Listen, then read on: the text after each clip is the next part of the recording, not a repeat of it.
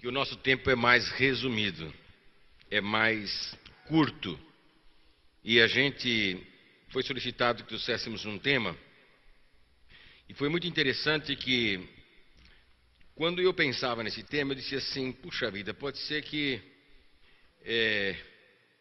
alguém não fique muito feliz com isso, mas aconteceu que, imediatamente ao mandar lá para o Tiago o trabalho, na mesma terça-feira a gente se encontrou lá na reunião de obreiro, eu perguntei para ele assim, como é que está? Já está tudo pronto, ele falou.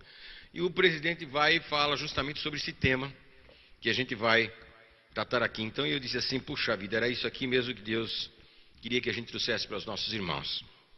Meus amados, quando se trata de uma escola bíblica de obreiros, a gente obviamente o foco, a direção é direcionado aos obreiros. Mas certamente todos aqueles que aqui estão nessa noite são obreiros e obreiras do Senhor. Em escalas diferentes, mas são. Todos servimos a Deus, o nosso desejo é servir ao Senhor, sempre. Esse é o único caminho. Para que uma pessoa entenda o que é a conversão completamente, ele começa a sua vida dizendo, eu sou da igreja. Depois que ele aprendeu que ser da igreja não é suficiente, que uma pessoa pode ser apenas... como é que cantou o irmão Jericó? Ele disse que é crente, não é? Ele é da igreja. Depois ele aprende que ele é de Jesus. Depois que ele aprende que ele é de Jesus, ele aprende que a melhor coisa que existe é conhecer sobre Jesus. Que não adianta querer falar de quem a gente não conhece. E em quarto lugar, a gente não consegue mais viver sem servir a Jesus. Aí se conclui o que se chama conversão. Caso contrário, são apenas simpatizantes do que nós chamamos de igreja. Agora, para dirigir-se a obreiros e a pastores, a gente precisa ter muita oração, pedir a Deus, Senhor, me ajuda que eu possa ajudar o meu companheiro, né? Todos nós estamos na mesma labuta, aprendendo de alguma maneira, de uma certa forma. Eu me lembro o evangelista do século passado, talvez aquele que mais almas alcançou pelo privilégio de ter a mídia a seu favor, até hoje, chamado Billy Graham. Eu me lembro de uma história que ele contava no tempo onde não havia essa facilidade de comunicação. Ele estava em uma cidade, em determinado país, e ele se hospedava muito perto ao estádio onde ele ia pregar, fazer a sua grande cruzada evangelística. E Billy Graham, então, gostava de mandar um cartão postal para sua esposa, e ele preparou aquele cartãozinho postal, se escrevia, e ele perguntou para a pessoa ali do balcão do hotel, o senhor pode me dizer onde é o correio? E a pessoa disse, o senhor vai por aqui, sobe a primeira esquerda, segunda direita e tal. E quando ele saiu, ele ficou meio perdido, olhou para um lado, para o outro e falou assim, meu Deus, eu não vou saber que direção tomar agora. Eu não perguntei se eu ia sair daqui, se ia para a direita ou para a esquerda. Ia passando um menino com uma bicicleta, ele parou, o menino falou, menino. O menino parou ali, ele disse, você pode me dar aí a direção, me mostrar como é que eu chego no correio? Aí ele falou assim, sim senhor, o senhor vai direto aqui, na segunda o senhor vai à esquerda, entra à direita e o senhor vai achar o correio. Aí ele falou assim, menino, você explicou facinho para mim, muito obrigado, viu? Você está vendo esse estádio aqui? O menino falou, sim, eu estou vendo. Ele falou, pois é, avisa lá a sua família, seus pais, eu convido todos vocês, que eu vou estar essa noite pregando aqui, ensinando como chegar no céu. O menino olhou para ele e falou assim, mas o senhor não sabe nem chegar no correio, vai me ensinar a chegar no céu? Às vezes é complicado, né? As pessoas querem ensinar umas coisas que nem ele mesmo sabe do que é que está falando. Ô irmão, troca isso aqui, não é essa aqui não, é a outra. A outra, vem, por favor. Troca. Essa é mais bonita. Essa não é sua, não. Irmãos, o tratadozinho que a gente trouxe está na página de número 101. Me agraciaram aqui. Na página 101 está escrito Arnaldo Mendonça, mas depois o Tiago, com muito amor, colocou meu nome celestial, Arnaldo Fonseca. Ele fala que não é ele, agora não é. Se estava tudo certo, ele dizia, sou eu, né? Não estando certo. Mas o meu nome é Arnaldo Mendonça. Quantos aqui não conheciam o pastor Arnaldo Mendonça? Levante a mão. Como não conheciam, não perderam nada. O duro é não conhecer Jesus, irmão. Não conhecer Jesus é perder muito, viu? E, irmãos, estar aqui pregando, pensando que nós temos 90 anos de Assembleia de Deus em São Paulo, e é uma alegria, o aniversário da igreja. Estar aqui no aniversário da nossa irmã Wanda é uma coisa assim mais do que especial. A irmã Wanda é um ícone, é uma pessoa que em qualquer lugar ela é conhecida, e conhecida como mãe de todos. Veja bem que colocaram o nome de Maria de mãe de Deus, né? Erraram, mas quando chama a irmã Wanda de mãe de todos é ela mesmo, viu? Cuide, quando tem que puxar a orelha, ela puxa, ela sabe direitinho como fazer, tudo certinho. Graças a Deus pela sua vida, irmã Wanda, que Deus continue lhe abençoando, lhe dando muitos anos de vida, viu? Quando eu tiver 120 anos, eu quero ir na festa do seu aniversário. Amém? Glória a Deus. Meus irmãos, na página 101, nós fizemos aqui um pequeno, apenas uma resenha a respeito de um assunto que é prático. Eu pensei em alguma coisa prática. Eu vou explicar para os irmãos por que a gente pensou em alguma coisa prática, porque a nossa vida tem sido vida de estabelecer igrejas, e depois de estabelecer essas igrejas, voltar a esses lugares preparando obreiros para trabalhar nessa mesma igreja. Direta ou indiretamente, nós fizemos isso em mais de 70 igrejas em diferentes partes, em diferentes lugares. Eu acho que, na verdade, só quem conhece mais de perto aqui o trabalho que a gente fez é o missionário João Caetano, que está ali. Ele conhece um pouquinho, bastante, né? Acompanhou alguns anos, um lado no outro, por onde a gente trabalhou, esteve lá e viu, e pronto. O senhor é testemunha fiel? Quer dizer que sim ou não? Ele não está nem ouvindo mais, meu Jesus, tem misericórdia. Tá bom, Deus te abençoe, irmão. Obrigado, João. Eu queria saber se você aprovava. Veja bem, irmãos, é falar sobre a questão da igreja histórica no nosso contexto. Porque normalmente quando se fala de igreja histórica, se pensa desde aquilo que a gente chama da igreja primitiva. A igreja primitiva que muitas vezes, irmãos, nós pedimos a Deus que quanto gostaríamos de ter o fervor da igreja primitiva, a fidelidade da igreja primitiva, a decisão da igreja primitiva, mas nós às vezes não paramos para pensar de que esta mesma igreja, se vivesse nos dias de hoje, ela sentiria de uma certa maneira ciúmes de nós, inveja de nós. Por quê? Porque a igreja primitiva não teve o privilégio que nós temos hoje. Ela não tinha Bíblia, ela não tinha as Escrituras, ela não tinha, por exemplo, o que foi desenvolvido pelo apóstolo São Paulo, a teologia do corpo. Isso foi desenvolvido por Paulo, 30 anos depois de que Jesus subiu. A igreja não entendia isso, o trabalho de corpo. Jesus não falou muito sobre isso. Ele falou sobre o corpo na ceia, ele falou sobre a igreja só uma vez, no capítulo 16, 17 de Mateus, onde ele explica isso. A parte disso, ele não desenvolveu esse pensamento de corpo. Quem foi desenvolver foi Paulo. A igreja primitiva não teve esse privilégio. Nós temos toda a Bíblia, infelizmente. Nós não apreciamos muito aquilo que temos, não é? A Bíblia, infelizmente, essa é a verdade. Quando eu digo não apreciamos devidamente, não que nós não o façamos. E o que acontece, irmãos? Acontece que assim como a igreja tem toda uma história desde 2000 anos, a igreja no Brasil também tem uma história. A igreja em São Paulo também tem uma história. Ela tem uma história de desenvolvimento, de crescimento, uma história de luta para poder sobreviver. Se nós olharmos, a história é sempre a mesma, desde Jesus Cristo, concebido no ventre de Maria, desde a concepção, o crescimento de Jesus, o nascimento de Jesus, os primeiros caminhos, passos de Jesus, tudo que Jesus viveu na terra é a igreja, era o corpo de Cristo. Era Jesus naquele momento já mostrando o que o corpo viveria na terra. Então existem algumas coisas que a gente, às vezes, se esquece, e é bom que nós nos lembremos. Por quê? Porque não existe coisa mais gostosa do que alguém elogiar a nossa igreja, elogiar o nosso trabalho. Eu, por exemplo, digo aos irmãos, como é gostoso a gente participar da Igreja Evangélica Assembleia de Deus, Ministério Belém. Por que a gente fala isso com tanta alegria? Porque existe integridade, existe sinceridade, existe honestidade, isso é muito bom. A gente, como pastores aqui na região, até sabe disso quando a gente procura uma imobiliária e quer alugar um salão, que a gente diz Assembleia de Deus, eles perguntam assim, qual? Assembleia de Deus. Existem tantas hoje, né? Qual? A gente diz Belém. Ah, pois não. Não sei se falar outro lugar como seria. Mas quando eu falo, eu me sinto tão feliz com isso. Porque a gente vê que a nossa igreja luta por manter uma integridade, luta por manter o nome de Jesus Cristo em alto. E isso é muito, muito importante em nossas vidas. Mas nós somos a igreja de hoje. Agora, quando falamos de tudo isso, ficamos felizes, ver as igrejas grandes, as igrejas cheias. Mas, através da história, o que nós ganhamos e o que nós perdemos. Então, eu fiz uma pequena resenha aqui, uma pequenininha. Eu tomei Apocalipse capítulo 3, versículo 8, uma das cartas escritas às igrejas da Ásia, diz, um versículo, eu sei as tuas obras, eis que diante de ti pus uma porta aberta, e ninguém a pode fechar. Tendo pouca força, guardaste a minha palavra, e não negaste o meu nome. Cada vez que eu leio esta palavra, irmãos, eu me lembro da igreja de quando eu era criança. Eu vou para 63 anos de idade agora e eu nasci em um lar evangélico. Meu pai pastoreou todos os dias da sua vida. O meu avô, a mesma coisa. A minha bisavó se converteu aqui em São Paulo. Então, para ter uma ideia também, o meu avô faleceu com 96 anos de idade, meu pai com 95. Então, quer dizer, viveram uma parte enorme dessa história da Assembleia de Deus, em que eu pude também participar dela.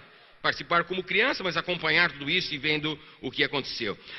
Uma das coisas que eu destaquei foi isso: a igreja no Brasil, quando dava os seus primeiros passos, mesmo sem recursos econômicos e humanos, gente simples que acreditou em Jesus, abraçou o céu como morada eterna, acreditava na volta iminente de Jesus.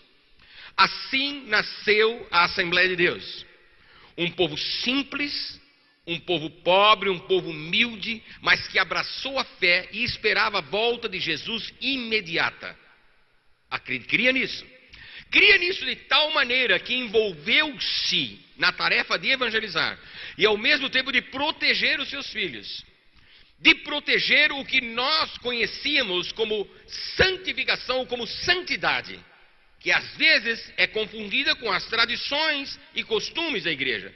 De vez em quando eu me encontro com alguém e diz assim: pastor, o que é que o senhor pensa sobre as tradições e costumes da igreja? Eu faço uma pergunta diante dessa pergunta. Eu pergunto: quais? São os mais antigos ou os mais recentes? Que se forem os mais antigos, vocês têm que perguntar para mim primeiro onde está o meu chapéu. Porque naquela época se usava chapéu. Naquela época a gente não podia usar perfume, porque tinha que ter o perfume de Cristo. E tinha irmão que nem desodorante usava para ter o perfume de Cristo. E olha que esse Cristo ninguém queria viver com ele no céu, irmão, porque o cheiro não era bom. Mas ele com fé, ele o fazia, irmãos. Irmãos, eu me lembro quando criança a gente entrava na casa de uma pessoa para fazer uma oração e aquele irmão tanto constrangido porque o seu esposo não era crente, não tinha televisão dentro de casa. Então, para se fazer uma oração naquela sala, pedia-se para que se cobrisse o aparelho de televisão, porque aquela era a caixa do diabo e as antenas eram os chifres do capeta. Então não podia sequer fazer uma oração diante de um aparelho de televisão. Ou seja, quando a gente fala sobre costumes, sobre tradições, é sempre interessante a gente entender uma coisa, que naquela época, essa proteção tão grande e sincera dos nossos pais: não ameis o mundo e nem o que nele há, não vos contamineis, porque Cristo está por vir. A gente esperava Jesus cada dia, Jesus ia vir cada dia, era hoje, é hoje, amanhã podemos nos encontrar. Irmãos, o que isso fazia? Uma igreja fervorosa. Eu aqui escrevi, vou ler para os irmãos, aqueles que não têm a apostila, que obviamente a maioria não tem. Disse: quem não viu e não participou precisa saber.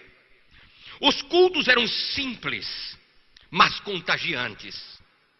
Qualquer pessoa que adentrava numa daquelas pequenas e humildes casas de oração, em sua maioria quase absoluta, não saía sem a certeza de que Jesus estava naquele lugar. As lágrimas rolavam pelos rostos, quando os hinos eram cantados. Hinos lindos. Hoje, graças a Deus, nós ouvimos aqui hinos cantados com letra, com conteúdo. Porque isso, às vezes, hoje está tão difícil, irmãos. Alguém vai cantar um hino, irmãos, demora um tempo fazendo um ô.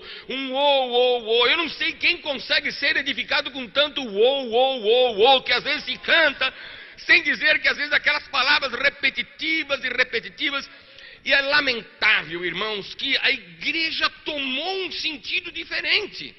Por exemplo, se eu perguntasse quantos aqui nesta noite estão esperando uma vitória do Senhor para hoje, digam amém. Pronto. Quantos acreditam que Deus tem poder para realizar os seus sonhos de uma maneira maravilhosa esta noite? Digam amém. Amém. Vocês viram, irmãos, nós acabamos de fazer a coisa mais errada do mundo dentro de um culto. Por quê? Porque nós fizemos uma inversão nos fatores. Ao invés de nós irmos a um culto para entregar ao Senhor o nosso culto, a nossa adoração, a nossa celebração, a gente vem esperando para ter uma vitória, para ganhar uma vitória, para resolver um problema. Meus irmãos, quando nós entendemos de fato o Evangelho, ou seja, nós absorvemos de fato o Evangelho e não somos influenciados por questões alheias, nós entendemos de que o crente pode pisar dentro da igreja, a sua vida pode estar arrasada, cheia de luta, de problemas, de provas. Eu prefiro fazer o quê? Adorar.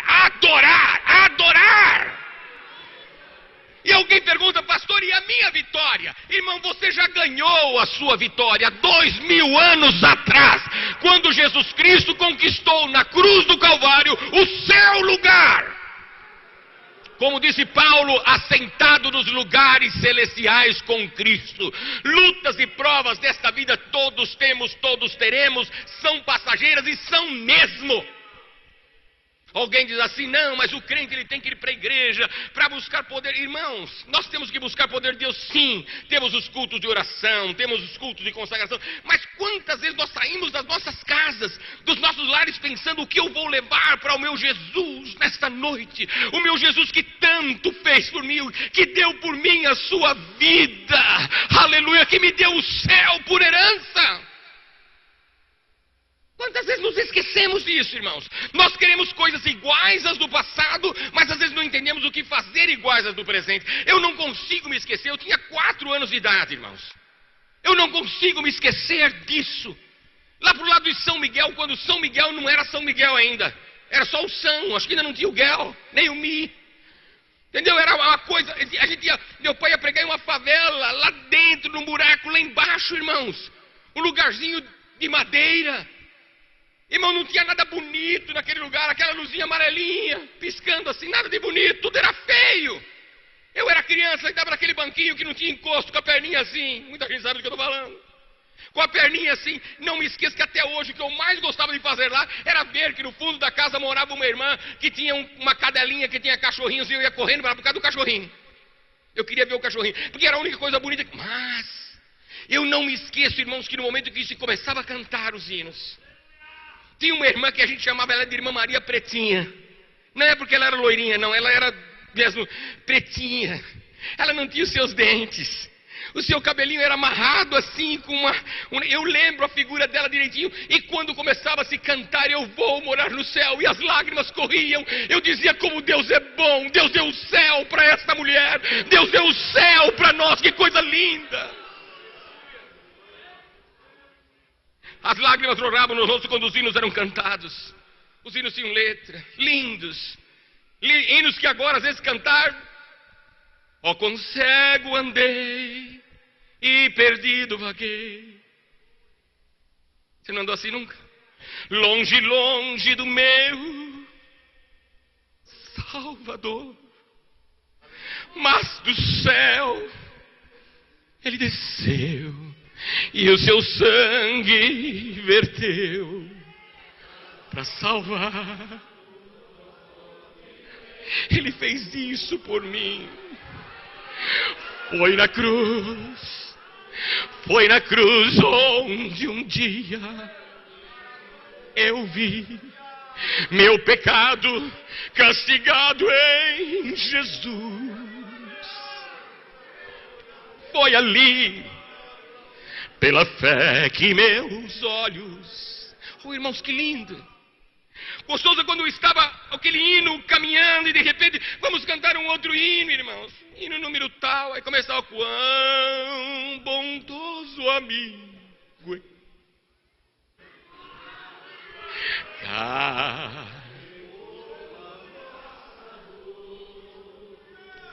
E nos manda que levemos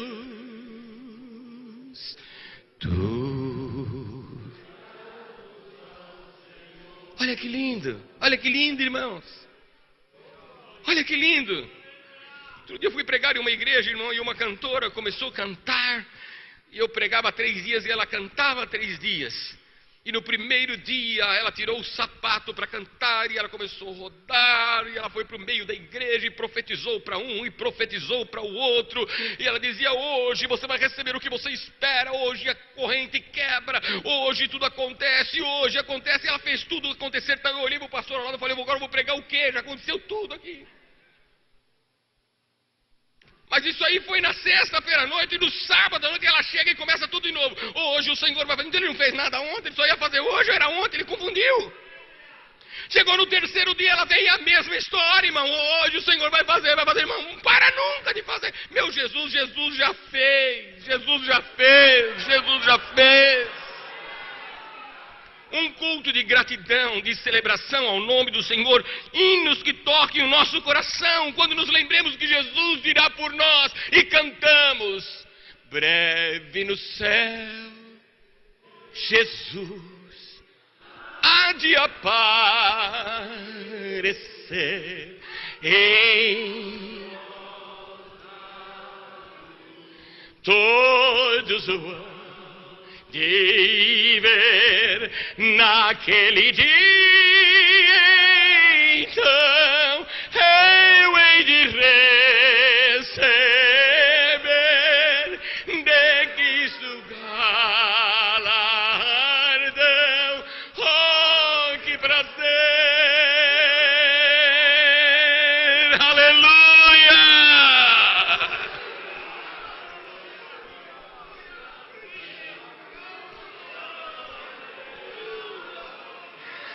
Saudai o nome de Jesus.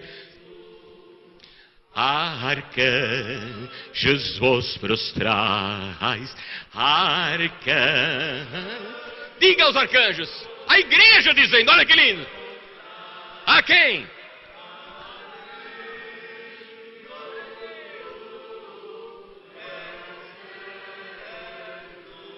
Olha que lindo. Com glória.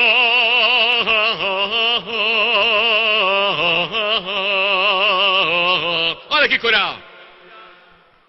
Glória, glória, glória, com glória, coroa.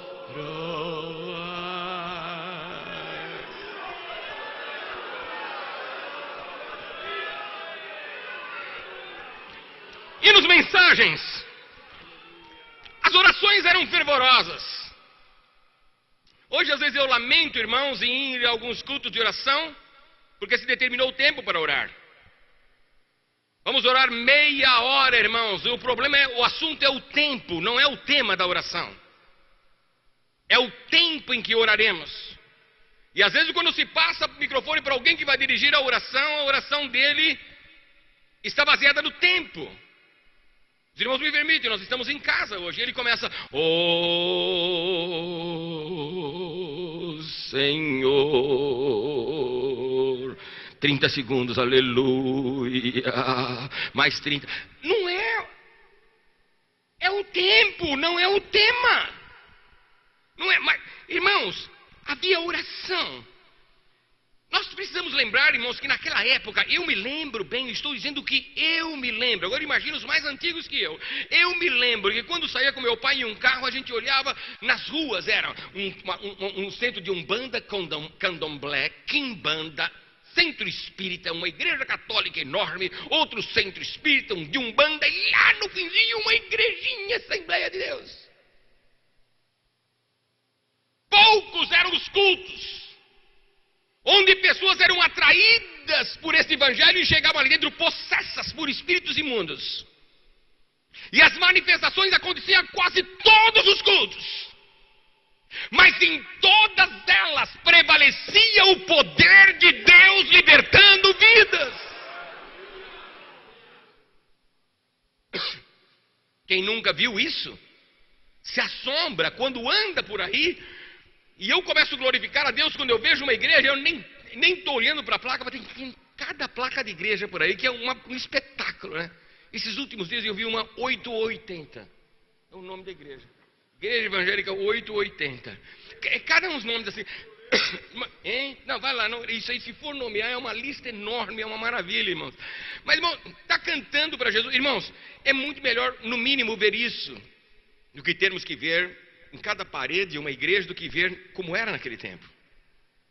Mas naquele tempo, a igreja, por saber que ela necessitava da presença real de Deus, do Espírito Santo em sua vida, havia uma busca real. As orações eram orações com o rosto em terra. Eram clamores profundos diante de Deus.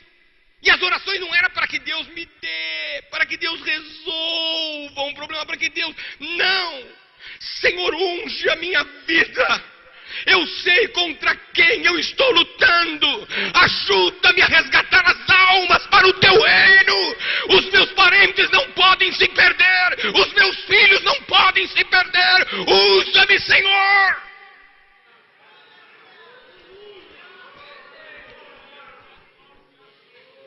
a pequena gigante surgia. Qual era a diferença daquela pequena igreja que surgiu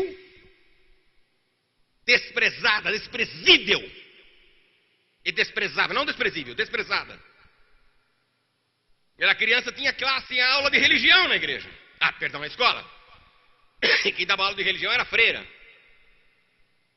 E quando ela entrava na sala, quem for de outra religião pode sair. Saímos aquele grupo enorme de uns, só eu.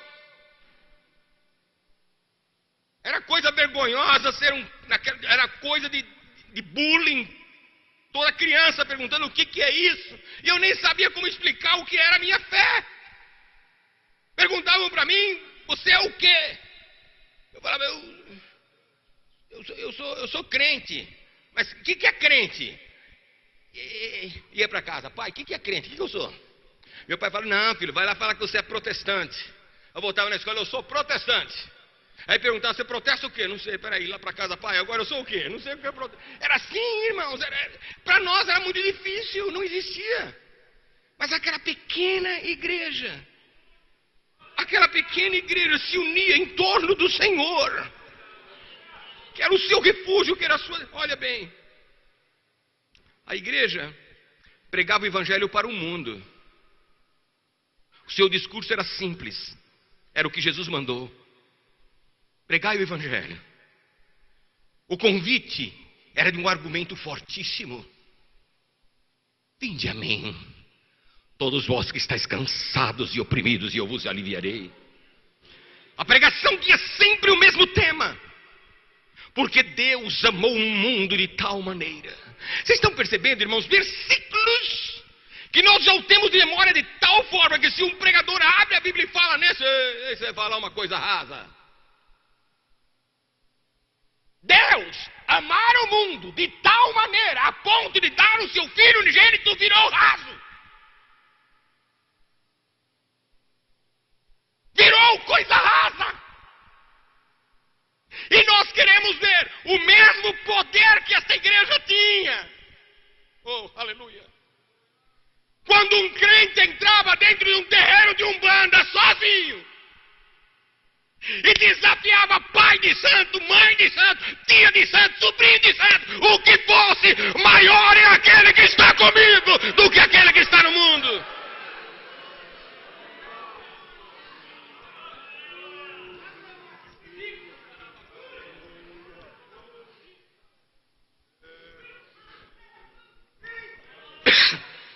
A maior bênção. Nosso presidente falou essa palavra hoje, que outro dia eu vi em um programa de televisão, coisa que eu não olho, eu vi.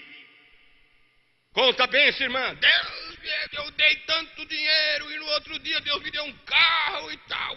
Conta a bênção, irmão. O meu estabelecimento, conta a bênção, é só uma velhinha.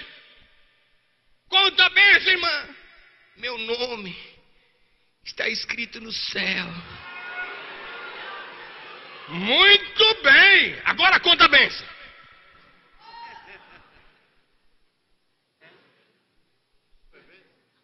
Não é bênção. Não é. Então, irmão, se uma pessoa às vezes está dentro de nossas igrejas hoje em dia diz assim: irmão, levante a sua mão para dar glória. Olha, irmão, do jeito que está a minha vida. Irmão, olha, irmão. Olha, irmão, não ganhei o aumento que eu queria. Olha, irmão, olha, irmão.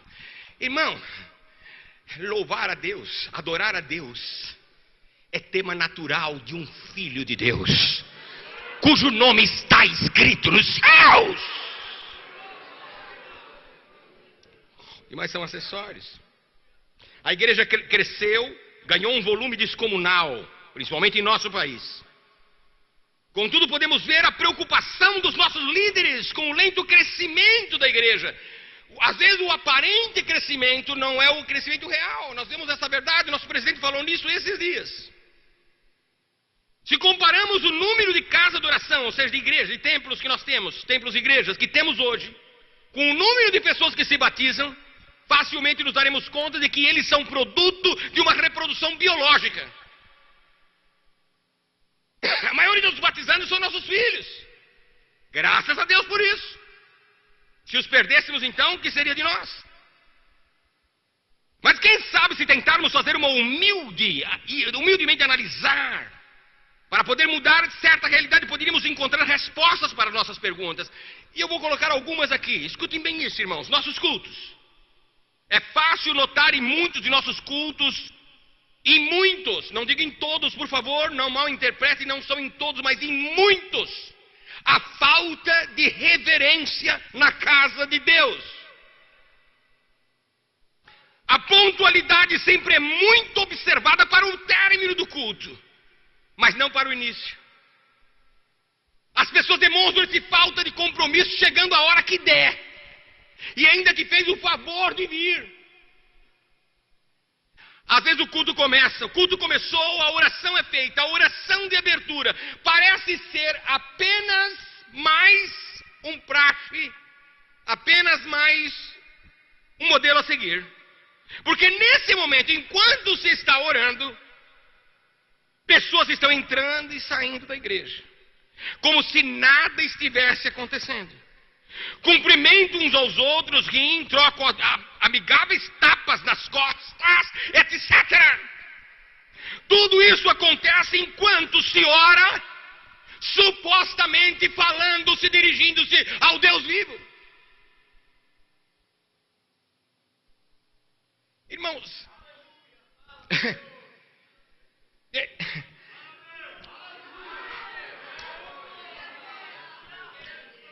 perceba uma coisa, irmãos. Lamentavelmente, muitas vezes a nossa igreja gosta de correr atrás de prejuízo e não perceber o que vem além. Existe uma preocupação com uma invasão islâmica no Brasil. Irmãos, isso é fato. Isto vai acontecer. Agora, quando eles tratam de comparar a sua religião com a nossa, muitas vezes, entre aspas, religiosidade, não digo de todos, de alguns, a gente vai sair sem saber o que falar. Então tem gente orando a Deus: Senhor, ajuda e proibir eles de entrarem, porque se eles entram, eles acabam com a gente. Por quê? Com medo deles? Agora a minha pergunta é a seguinte: quem já entrou em uma mesquita? Já entrou? Alguém que já entrou em uma mesquita? Tá bom. A gente também já entrou em uma mesquita. Quando a gente entra lá, o que eles fazem? A gente fazer tira o sapato. Entra ali dentro, nenhum barulho, não fale, não abra a sua boca. Ali é um lugar de oração, e quando o profeta ou aquele que o dirige está falando, não tire foto, nada, celular, desliga tudo, porque acaba tudo ali, tudo quieto. Por quê? Porque ali é o momento de oração, ou de se ouvir Alá, o Deus deles falarem. Aí eles vêm à nossa igreja. Ele entra aqui: vamos orar, irmãos, a Deus. Corre para cá, corre para lá, pega agora, pega a pasta, traz ele lá, vem para cá, vai para lá, vai para cá. Ele fica olhando e fala assim: vocês estão orando mesmo? Essa aqui é aquela igreja que me disseram que o Deus aqui é vivo, lá é morto, aqui é vivo. E se ele é vivo, ele está vendo isso e está tudo bem. Vai ficar complicado, irmão. Vai ficar complicado. Sem palavras, ou nós damos grandes testemunhos, ou então... Eu que vi um caso esses dias muito interessantes, que uma igreja, ao lado dela abriu-se um cabaré, um lugar de prostituição. Esse lugar de prostituição começou a crescer e fazer uma barulheira, e aquelas mulheres, aqueles trajes, vocês sabem, um cabaré. E a igreja ficou tão aborrecida com aquilo e começou: irmãos, vamos orar para que Deus feche esse lugar. Vamos começar a orar, e um dia uma irmã, mais cheia do Espírito Santo, disse: irmãos, vamos lá na frente e vamos repreender, e vamos amarrar, e vamos... Porque tem gente que faz essa confusão, que até o diabo fica confuso, né? Sai, tá amarrado, sai, tá amarrado. E o demônio fica: eu faço o quê? Eu fico. Se me amarrou, não dá para sair. É a falta de consciência às vezes, a sinceridade é a mesma.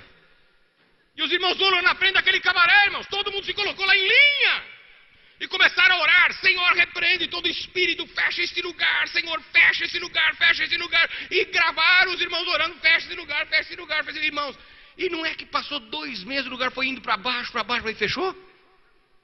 Pois é. Aí o dono do cabaré processou a igreja, porque quem fechou o cabaré foi a igreja. Porque orou e orou para fechar e a igreja foi fechada. Pronto, aí foram os advogados. Aí os advogados da igreja. Não, senhor, a igreja orou. Nós não temos nada com isso. Se eles fizeram uma má administração, entendeu? Aí os do cavalo, não, tudo estava indo muito bem, foi porque eles oraram que a igreja acabou. E eles diziam, não foi porque nós oramos, não, isso aí não. Aí o juiz se levanta e fala assim, eu tenho um caso aqui diante de mim. O juiz diz, pare todo mundo, eu tenho um caso aqui, esse caso eu nunca vi. Eu tenho diante de mim uma igreja que não crê no efeito da sua oração. E um cabaré que acredita no poder da oração.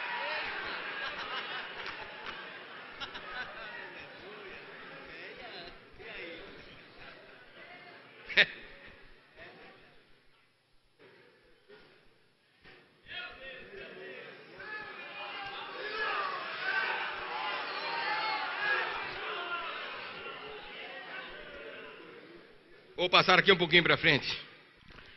Quantas vezes, irmãos, nós estamos em um culto e dizemos assim, o culto começou. Aí nós ouvimos orientação, muitas vezes dos próprios líderes. Cantemos alguns hinos enquanto o povo chega. Sem querer. Não foi mal intencionado, mas a palavra foi muito irresponsável. Porque não se canta hino para o povo chegar. Se canta hino para adorar a Deus. Se canta hino para louvar a Deus. A partir do momento que se diz o culto começou, começou! Vai cantando aí, enquanto o povo chega. Cantar enquanto o povo chega. A gente faz isso. Muitas pessoas fazem isso. E não tem a intenção. Mas sem querer. Estão cometendo um erro terrível. Sem dizer aqueles que dizem assim, olha, enquanto as irmãs daqui se preparam, porque os irmãos jovens vão ajudar o coral a cantar. Os jovens cantaram, agora o coral vai cantar. Então enquanto se preparam, porque até pegar a pasta que ninguém se organizou. E escolher qual é o hino e tirar o tom. Vai cantando aí, vai cantando. Deus está aqui, aleluia. E esse corinho, irmão,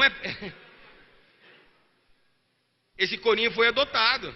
E Deus fica perguntando ele, eu estou mesmo aí? Eu estou. É como se Deus perguntasse, eu estou aí? Eu estou mesmo.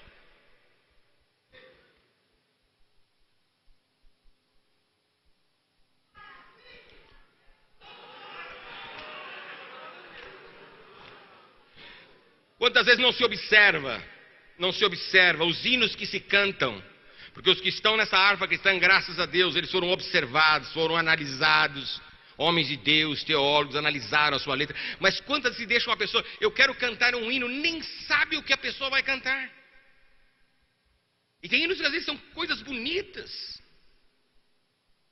de se ouvir, mas que não edificam ninguém.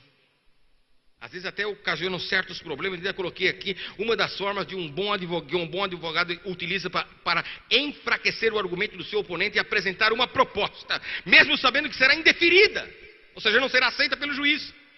Mas uma vez a palavra dita, ela já começa a fazer o seu efeito no júri. Assim é um hino cantado, cuja letra é herege. Às vezes semeia uma situação, uma dúvida no coração, na vida de uma pessoa. E o faz. Aí depois tratam de consertar, de alguma maneira, aquilo que se falou cantado. Por quê? Porque a gente não presta atenção nisso. Deixa eu continuar aqui, só um tantinho, irmão, deixa eu ir aqui. Os nossos hinos cantados aqui. O dirigente do culto. O dirigente do culto quem é? É aquele que vai reger com maestria a grande orquestra, a sinfonia composta pelo Espírito Santo. O culto é um conjunto de frações, um todo. O culto é uma coisa só, do princípio ao fim. Mas ao contrário disso, parece que os que têm a função de dirigir um culto, muitas vezes o fazem como se estivesse dirigindo um evento. Então fulano dá um testemunho. Ele senta lá, ô irmão, o que faz agora? Teu irmãozinho está dando testemunho. Irmão, meu testemunho é o seguinte, Jesus me livrou de um problema assim, assim. Aí ele sobe lá outra vez, nem escutou o que o irmão falou. Jovem, pode cantar. Aí o jovem canta, ele sai para lá, ele não ouviu nada que os jovens cantaram. As irmãs estão preparadas para cantar, as irmãs? Estão preparadas para cantar? Parece que o culto não tem uma coisa a ver com a outra. O culto tem pausas onde não existe nada, não existe... O culto não é isso. E o dirigente às vezes perde esse sentido desta maestria. Estar ali colocando atenção, eu tenho esse privilégio. Às vezes eu vou pregar em algum lugar onde eu percebo que existe um certo movimento. A gente procura ser delicado, nunca ser indelicado, nem com a igreja, nem com o nosso companheiro. Eu digo aos irmãos, quando eu me levanto, irmãos, para os jovens eu digo, para os músicos eu digo, para aqueles que eu percebi que tinha alguma coisa a mais, eu falei assim: eu amei o que vocês cantaram, eu adorei a Deus junto com vocês, eu ouvi cada hino, eu sei a letra de cada hino que vocês cantaram. Enquanto vocês cantavam, eu ouvia. Agora eu vou pregar. Agora vocês vão me ouvir, irmão. Agora é a vez de vocês. Agora, que autoridade tem alguém que fica em um púlpito, depois levanta: jovens, parem de conversar.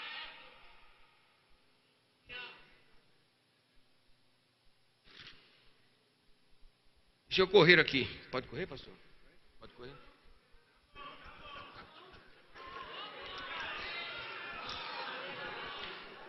Está aqui, irmão. Se os irmãos quiserem, depois os irmãos vejam, viu? A pregação em muitas igrejas se torna um culto, se torna uma rotina, irmãos. Crentes perderam o hábito de convidar ouvintes para a igreja. Perderam um hábito, não convidam as pessoas para vir à igreja. Poucas pessoas em conversas chegam na igreja. A gente pergunta: quantas pessoas em conversa estão aqui? 1, 2, entre 1000. Por quê? Porque o culto é dirigido só aos crentes. Eu tenho aqui escrito o que o presidente mesmo disse semana passada: de vocês têm culto de jovens, culto de senhoras, culto disso, culto daquilo. Quando é que vocês evangelizam? Quando é que nós temos um culto evangelístico? Quando? Aí a pessoa vem à igreja, nós com aquela linguagem tão evangélica que nós temos: o Senhor vai incendiar esse lugar. Imagina uma pessoa que nunca ouviu esse termo, irmão. Ele já está procurando a saída de emergência, onde estão os extintores. Ele não entende. Nossos vocabulários. Um dia foi um irmão na igreja, ele pregou, irmãos, mas ele falou uma pregação tão linda, mas tão linda, mas tão linda, mas ele falou o tempo todinho sobre José. Aí eu disse para ele: faça o apelo. Ele disse: agora quem quer aceitar Jesus? Só faltou um levantar: eu quero aceitar o José. Ninguém me falou de Jesus. Porque a maioria das pregações hoje não se falam de Jesus. Posso terminar? Vou terminar já. O pastor disse para eu acabar agora. Vai sentar, ele disse. A igreja não pode parar de evangelizar. A evangelização é a vida da igreja, é o crescimento, é a razão principal da existência. A igreja precisa se contextualizar. Nesse caso, o quê? Se a Assembleia de Deus houvesse, escute bem, se a Assembleia de Deus tivesse mantido consigo todas as vidas que se decidiram a Cristo na Assembleia de Deus, nós seríamos 4, 5, 10 vezes maiores em número do que somos.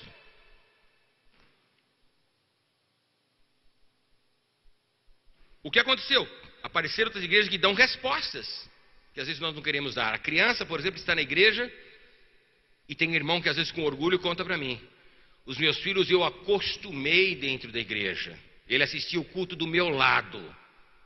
Os meus filhos eram assim, e não ficasse quieto para ver, torcia a coisa. Cadê seu filho? Não, ele não é crente hoje, irmão, mas um dia alguma coisa estava errada ali. Dividir a igreja em faixa etária. Nossos jovens precisam de respostas às suas indagações, aos desafios das suas vidas diárias. As redes sociais estão fazendo isso. As redes sociais estão dando a eles respostas que nós não damos. Nós todos sabemos que essas respostas estão aqui, e que aquelas não edificam, ao contrário, destroem. Mas eles têm questões filosóficas, sociais, psicológicas, emocionais e muitas outras coisas. Isso tudo passam longe dos nossos temas a serem desenvolvidos na igreja. E às vezes um pregador sobe no púlpito para se defender ou atacar alguém e esquece que é para falar de Jesus. A igreja precisa resgatar esses. Eu quero encerrar aqui, irmãos. A última coisa: a igreja não pode omitir-se de sua responsabilidade. Irmãos, eu não sei a quem eu estou falando nessa noite, mas a Bíblia diz que quem tem ouvidos para ouvir, ouça. A igreja não pode omitir-se de sua responsabilidade. Por exemplo, Estados Unidos da América tinha um presidente. Esse presidente assinou uma lei liberando o aborto. Entrou um outro presidente dizendo: eu vou revogar esta lei. Grande homem de Deus. Mas já está no terceiro casamento, já está quase como homem samaritano. Não sei quantos casamentos mais ele vai ter na vida dele. Esse é um homem de Deus. Por quê? Porque ele está fazendo uma lei proibindo o pecado. Irmãos, a pergunta que a gente faz é lógica. Vamos orar para que no Brasil também seja proibido o aborto. Eu estou falando isso porque vocês sabem que existem outros temas que nem falar de púlpito. A gente pode. Vamos proibir o aborto. Pergunta: adianta proibir? Se uma mulher quiser abortar, se uma moça quiser abortar, ela sabe onde e como. Agora a igreja fala: vamos orar para que Deus ponha um governante que proíba o aborto. Não, irmãos! Não podemos jogar para os governantes a nossa responsabilidade. Nós temos que pregar o evangelho, porque crente não aborta. Se esse país se converte, acabou o aborto. Acabou a droga, acabou a prostituição, acabou quando a luz de Cristo brilha.